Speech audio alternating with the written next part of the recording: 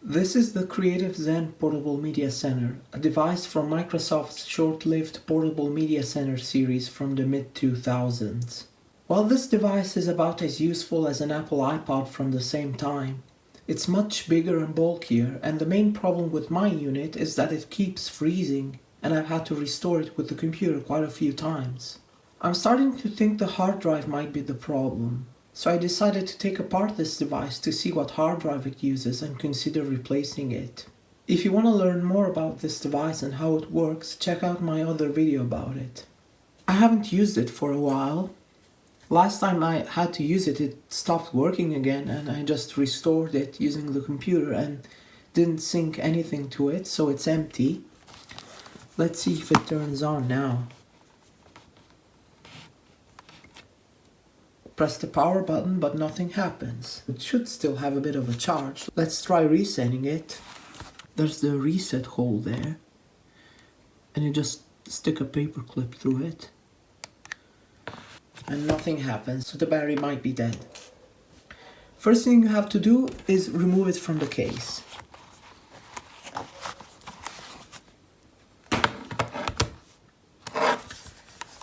Then you remove the battery, of course. I put a piece of tape to pull it more easily, but you can also grab it from the sides. Then there are 4 screws that you need to remove. 2 on the top and 2 on the bottom. I've already removed them, so we can proceed. Now grab it from this side and start pulling up. The first time it will take a while, so be gentle and go slowly.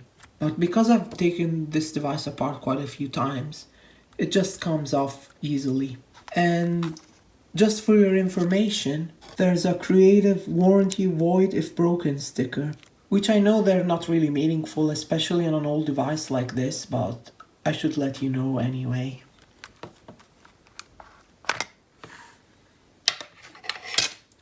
And now you can already see the hard drive. This is a Hitachi TravelStar 4200 RPM 20 GB hard drive. Now the removal process is not that hard, but you have to be really patient, otherwise you could break something. First thing you should do is remove this one screw here. Then slowly try to lift the hard drive straight up, but very slowly as it's still connected, of course.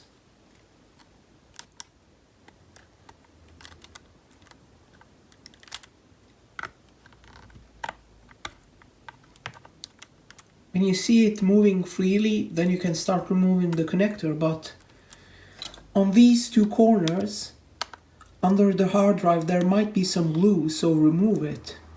Now to unplug the hard drive, you can see the connector here. You can't just yank on it, otherwise you'll break it.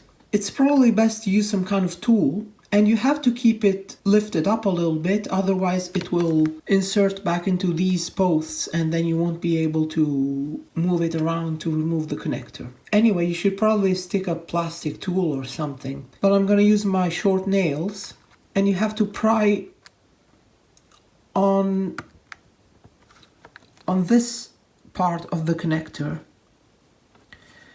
Not on this part, but on this part. See, I've already started revealing some of the pins. That gap is where you should pull, either with your nail or with a tool. And you have to do it a little bit on one side and then a little bit on the other.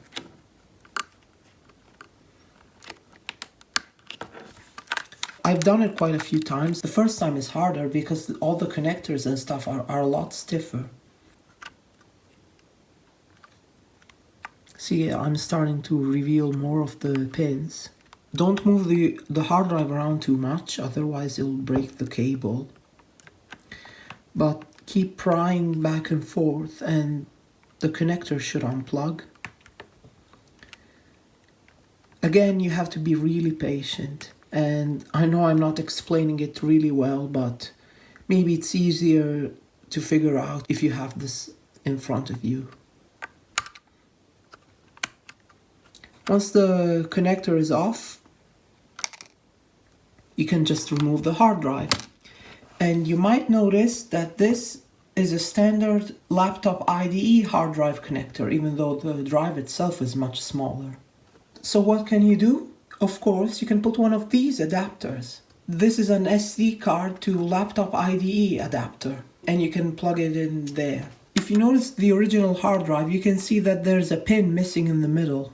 That missing pin is on the bottom row. So you have to match that missing pin on the adapter. It's harder to see, but this is the correct orientation. And I put a micro SD card in an SD card adapter, but it doesn't really matter, it's still recognized as an SD card. So here you just push the adapter in.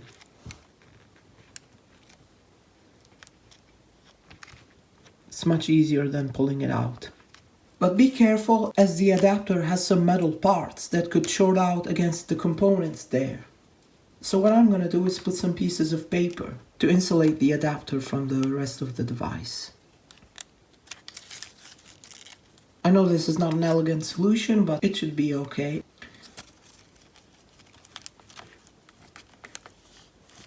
Now when you go to put this part of the case back together, you align the part where the battery connector is first. And then you just push everything in. Now we can put the battery back in.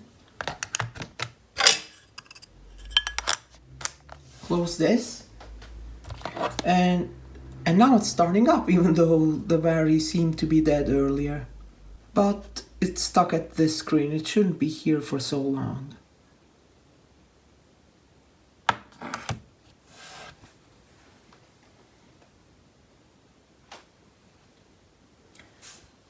And we get this screen that implies the hard drive is damaged and you should put the device in its box and take it to a store, even though that looks like a car wash to me.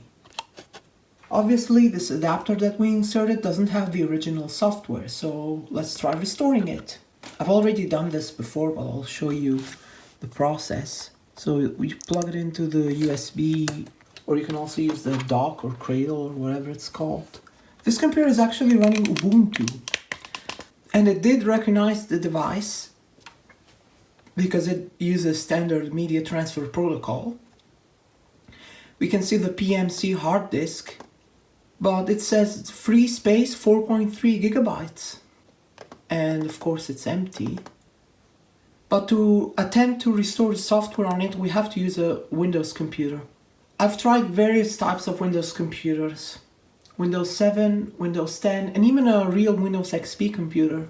But the only one that worked for me is a Windows XP Service Pack 1 virtual machine with Windows Media Player 10. All the other Windows computers I mentioned do work for syncing stuff, but the restore program that you can download from Creative's website only works on this virtual machine for me. So first thing we have to do is connect the device to the virtual machine. So we go to the USB settings. We add a USB filter and it says no devices available. Damn you, Linux or Ubuntu, whatever the problem is. Why did I use Ubuntu for this?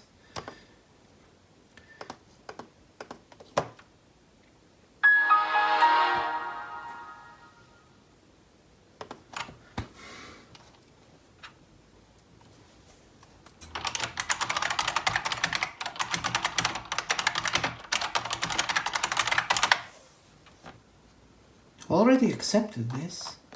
Of course, everything has to go wrong on video.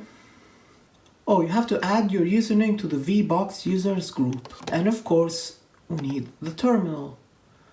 This is why Linux is not my main operating system. I'm fine with using the terminal, but you have to use it for everything, unlike Windows. Wait, do I just type $user? Yes, I do.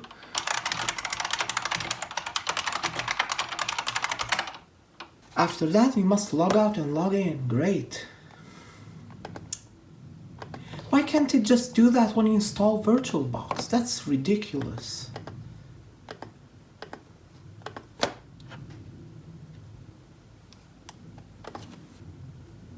Let's see if VirtualBox works now.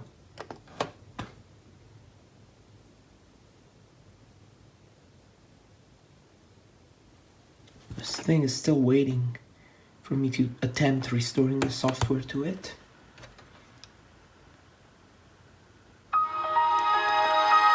Finally, we have our USB devices. So we add a new USB filter for the Portable Media Center.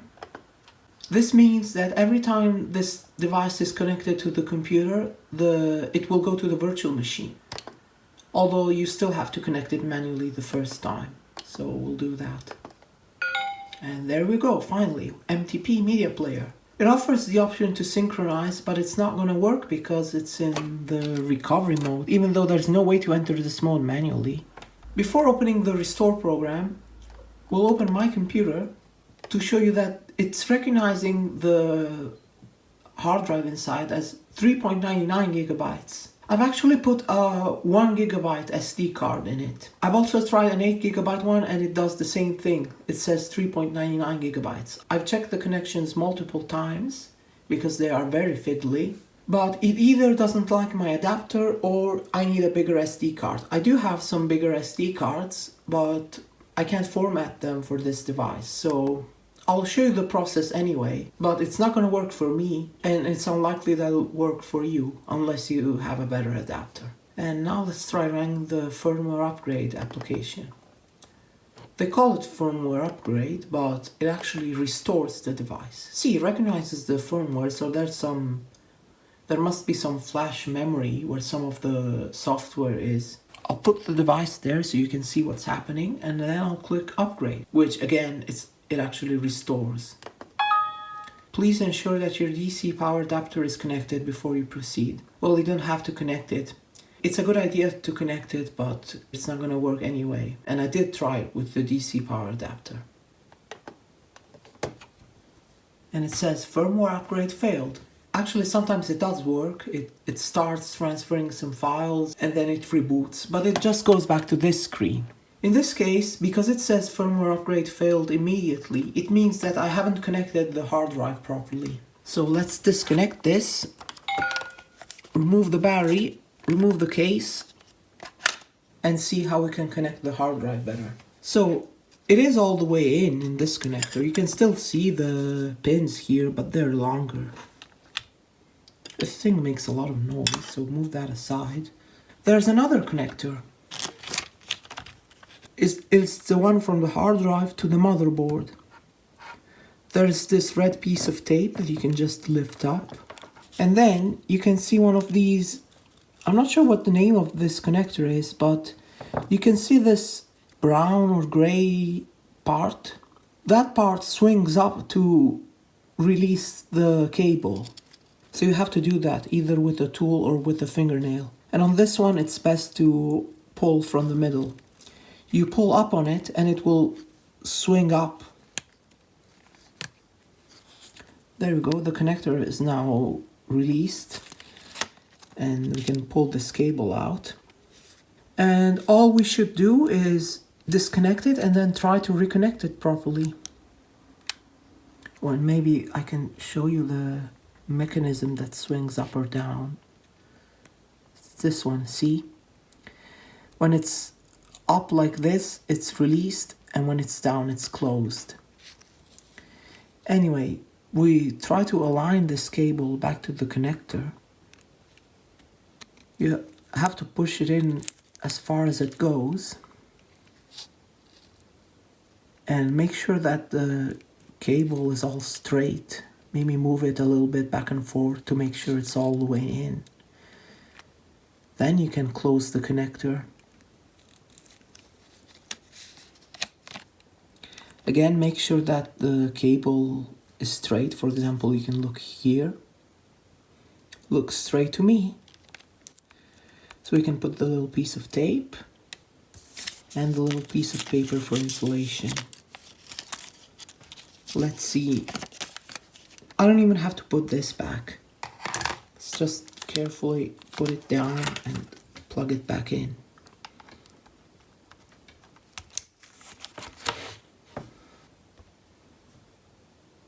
Now it goes to the screen more quickly, so we'll see what happens when we try to restore it.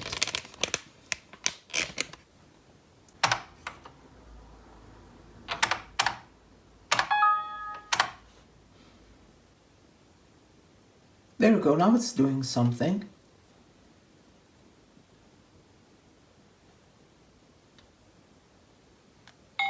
Then it reboots. And it just goes back to that screen. Even if we try to sync, it's not gonna work. It thinks the device has started up properly, but it hasn't. 3.99 gigabytes, that's not correct. So, of course, it can't store any settings. So forget about that. I've tried all the possible combinations I could. I tried a different size SD card, even though maybe even 8 gigabytes is too small. Remember, the original hard drive is 20 gigabytes. I've even tried connecting the original hard drive to the computer to see what kind of files it has. In fact, let's try doing that. So here's my USB hard drive enclosure for laptop IDE hard drives. Let's put the original hard drive. I'm not sure which way it goes, but if it doesn't work, we can just turn it the other way. And it has two USB connectors because USB ports have 5 volts and maybe some hard drives or this adapter doesn't work very well with only 5 volts, so you can give it 10 volts by plugging it to 2 USB ports. But in this case it works with just 5 volts, so I'm gonna plug it into one USB port. If you do 2, it's not gonna break anything because I'm guessing some of the components regulate the voltage, of course, but if it works with one USB port, I'm just gonna use one of them. There you go, the hard drive has started spinning. So I did plug it in correctly. Usually you can tell just by the way it's aligned. If you plug it in upside down, it will look more like this. It won't look properly aligned. If we open Gparted to look at the partitions, dark mode is great, isn't it? Especially if you have a glossy display and some light. So we'll look at dev STB, which is the USB hard drive, 18.63 gigabytes, and it says all of it is unallocated, which is totally wrong. So we'll just eject it. There are no volumes to unmount, so we'll just unplug it. And we'll see what happens in my Windows computer instead. So there's the hard drive. We'll plug it into USB on this computer. And here it shows up with 2 volumes. Both volumes have the label TFAT, and both of them are formatted with FAT32. So the first one, which is about 150 megabytes, has some files, of course. There's a fonts folder and some fonts there.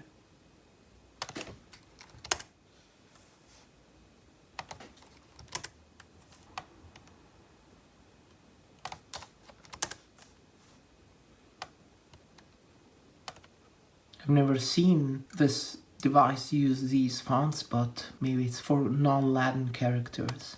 And some interesting files here that I've tried looking inside, but of course they have binary content, so it's almost impossible to read. But there is some readable text.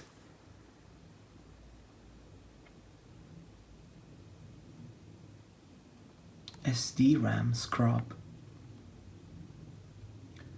We could look at this all day, so forget about that. So this other partition must be the main content. More system files here, and there's content. So I didn't restore the thing correctly. So here are the contents I had last time, before it stopped working. Let's see if any of them are playable. Yes, they are. Of course, some of them are probably converted, but those were MP3, so it didn't convert them.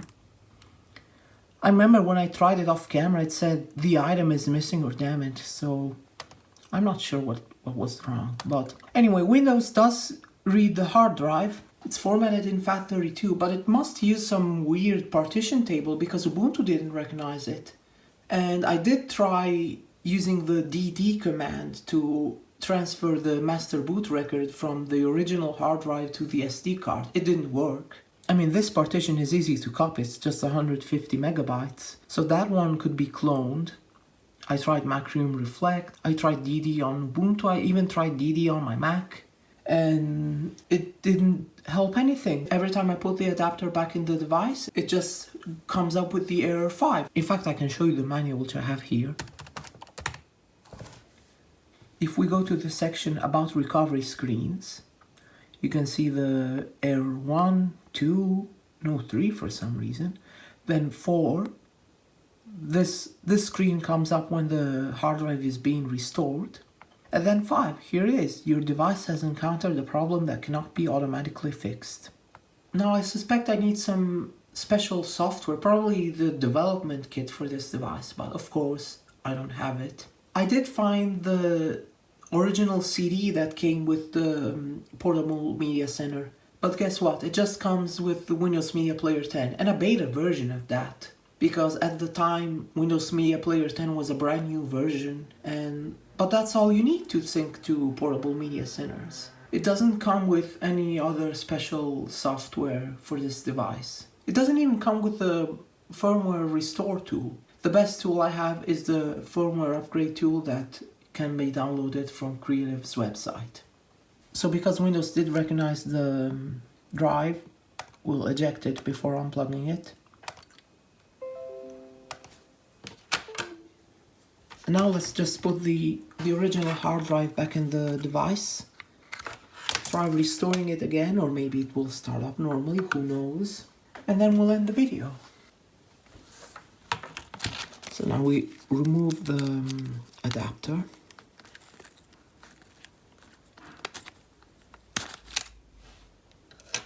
We don't need these pieces of paper anymore, because the hard drive has its own insulation on this side.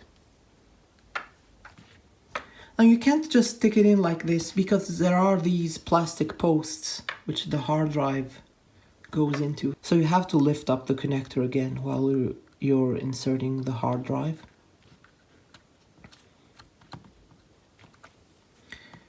Now you can align it with those posts and then just push it down. We'll put the back case, which has this nice foam on it.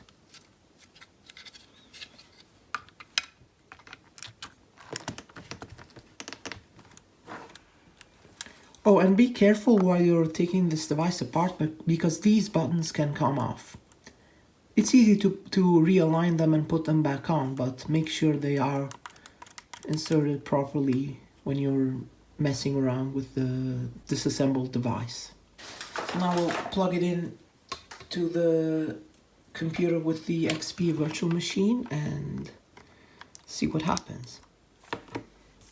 Actually, let's try plugging it into this Windows 10 computer, because if it starts up successfully, we can sync some stuff to it. See, it says Windows Mobile, so now it's starting up. Although I've made a fatal mistake. When you sync some stuff, it only saves the database of all the stuff that you've synced after you unplug it. But I haven't inserted the battery, so if I unplug it, it just shuts off abruptly, and even though the songs or whatever are synced, it won't save the database, so it won't show up. But it's not a big deal. We can just put the battery while the device is turned on.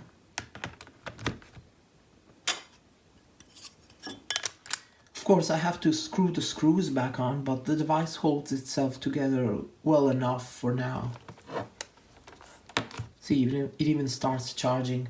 I know I'm not supposed to plug it in and unplug it frequently, but it's not like I'm gonna use the device for anything serious.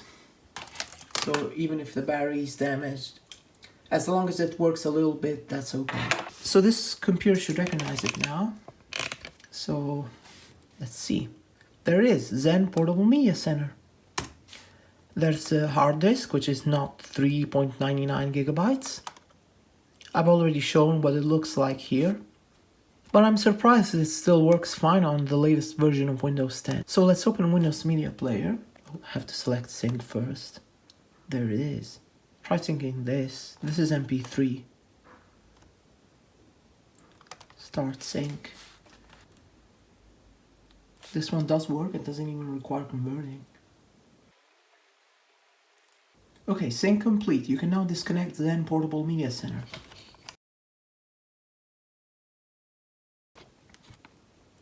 See, it says finishing for a short while and then it's done. And it just shut off again.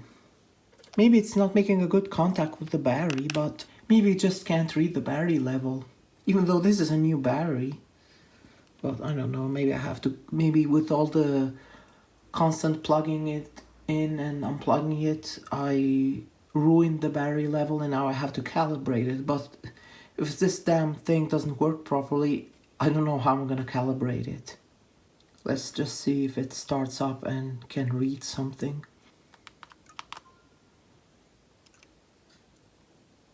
I know it's really quiet on camera, but the hard drive spinning is a little bit audible. So go to albums. Let's try something that was there before. And here it says the item is missing or damaged, but we have the same song from other albums, so we can try that. This one, I think, has the same song.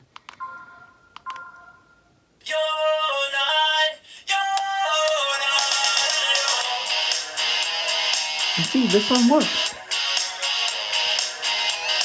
Let's try the thing I've just synced earlier. The item is missing or damaged. Have no idea what the hell is wrong with this. Either the device is just fucked up or the hard drive is on its last legs. There's no way to tell. Anyway, that's it about the Creative Zen Portable Media Center hard drive replacement and restore attempt. All the problems I've had trying to restore this device might explain why this device hasn't been so successful and why it's not worth anything at the moment, even though it's a rare unit. Thank you for watching.